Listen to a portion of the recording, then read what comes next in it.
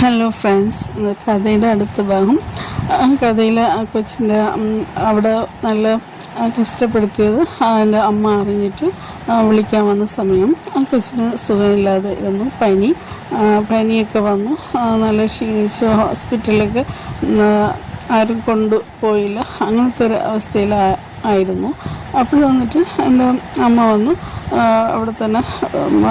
അവിടുത്തെ ഗവൺമെൻറ് ഹോസ്പിറ്റലിൽ കൊച്ചിനെ അവിടെ അഡ്മിറ്റ് ചെയ്തു. ഒരാഴ്ച കൂടുതൽ ഹോസ്പിറ്റലിൽ എന്നിട്ട് പിന്നെ അസുഖം അത്രയ്ക്ക് കുറവില്ലായിരുന്നു. എന്നിട്ട് ഹോസ്പിറ്റലിൽ നിന്ന് വീട്ടിൽ കൊണ്ടുവന്നപ്പോൾ ആ വീട്ടിലുള്ളവർ സ്വഭാവം ശരിയില്ല. കാരണം അവർ വീട്ടിൽ കൊണ്ടുവന്ന അവർ വീട്ടിലുള്ള മക്കൾക്കൊക്കെ എന്തെങ്കിലും ആയിപ്പോകുമെന്ന് അവിടുത്തെ ആൾക്കാർക്ക് ഭയങ്കര പേടിയായിരുന്നു. അപ്പോൾ തന്നെ പറ്റില്ല, വീട്ടിൽ കൊണ്ടുപോയിക്കോളണമെന്ന് പറഞ്ഞു. അങ്ങനെ ആ കൊച്ചിൻ്റെ അമ്മ ആ കൊച്ചിനെ കൊണ്ട് വീട്ടിൽ വന്നുകൊണ്ടിരുന്നു. വരുമ്പോഴേ വഴിയിൽ വെച്ച് പിന്നെയും ശബ്ദവും സുഖമില്ലാതൊക്കെ ആയിട്ടുണ്ട്. അപ്പോൾ വന്നിട്ട് ആ കൊച്ചിന് സ്ഥലത്ത് വന്നിട്ട് പെട്ടെന്ന് ഹോസ്പിറ്റലിലേക്ക് പോകാൻ പറ്റില്ല. അങ്ങനത്തെ സ്ഥലമാണ്.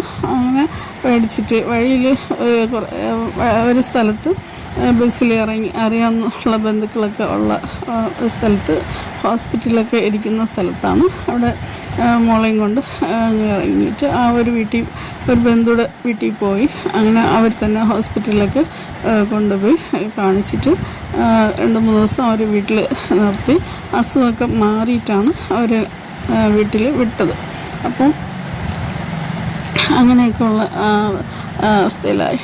അപ്പോൾ ആ വീട്ടിലുള്ളവർ വന്നിട്ട് ഈ അമ്മയും മോളും കൂടെ ഇരിക്കുമ്പോൾ അവർ മക്കളൊക്കെ അത്ര വലിയ ഇഷ്ടത്തിലൊന്നും ആയിരുന്നില്ല. അതിൻ്റെ കാര്യങ്ങൾ കുറേ ഉണ്ട്, അതൊക്കെ പിന്നെ പറയാം. അപ്പോൾ ഈ കൊച്ചിനെ കൊണ്ടുവന്ന് പിന്നെ അടുത്ത ക്ലാസ് എൻ്റെ അടുത്ത ക്ലാസ് തൊട്ട് പിന്നെ സ്കൂളിൽ ചേർത്ത്. അപ്പോൾ ഓരോ ക്ലാസ് ഇങ്ങനെ മാറി നിൽക്കുമ്പോൾ ആ ക്ലാസ് പഠിക്കാൻ പറ്റില്ല. പിന്നെ അതിൻ്റെ അടുത്തതിലാണ് ചേർക്കുന്നത്. 3-ാം ക്ലാസ് വരെയാണ് അപ്പോൾ പോയിട്ടുള്ളത്. അടുത്ത ടീച്ചർമാരുടെ അടുത്ത് ചോദിച്ചപ്പോൾ കുഴപ്പമില്ല എന്ന് പറഞ്ഞിട്ട് അങ്ങനെ അടുത്ത 4ലേക്ക് കയറ്റി അടുത്ത ക്ലാസ്.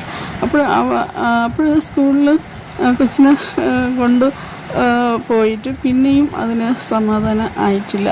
അപ്പോൾ അയാളുടെ സ്വഭാവം പിന്നെയും മാറി, ആ വലിയച്ഛൻ്റെ സ്വഭാവം. അങ്ങനെ പറഞ്ഞ് ഇനി ഇവിടെ നിന്ന് പഠിക്കാനൊന്നും പറ്റില്ല. പിന്നെയും ആ കൊച്ചിന് സമാധാനം ആയിട്ടില്ല. ആ സ്ഥലത്ത്